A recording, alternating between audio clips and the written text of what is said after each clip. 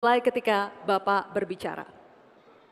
Assalamualaikum warahmatullahi wabarakatuh. Salam sejahtera, Salam, Om Swastiastu, Namo Buddhaya, salam kebajikan. Indonesia ini negara besar. Kita harus bersyukur Indonesia memiliki sumber daya alam yang sangat kaya. Di antaranya kita punya cadangan nikel terbesar di dunia, timah terbesar nomor 2. Oleh karena itu, program hilirisasi harus dilanjutkan dan diperluas cakupannya.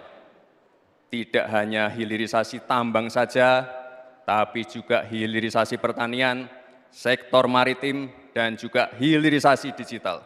Intinya, kita tidak boleh lagi mengirim barang mentah. Untuk mengurangi ketergantungan pada energi fosil, kita akan dorong transisi menuju energi hijau, seperti bioaftur, biodiesel, dan juga bioetanol. Yang sudah dilakukan meliputi B35 dan B40.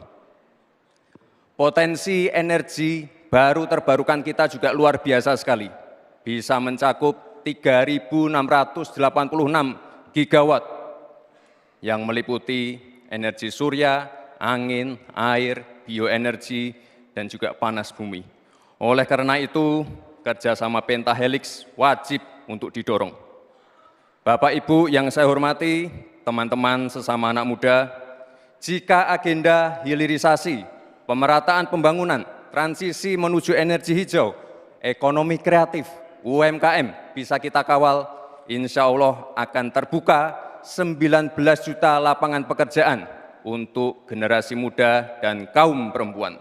5 juta diantaranya adalah green jobs. Green jobs ini adalah peluang kerja di bidang kelestarian lingkungan. Green jobs ini adalah tren peluang kerja masa kini dan masa depan. Untuk mendorong kesejahteraan petani, akan kita dorong terus ketersediaan pupuk dan bibit yang mudah dan murah.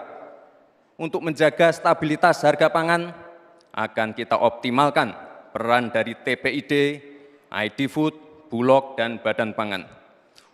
Untuk meningkatkan produktivitas para petani, akan kita dorong terus mekanisasi.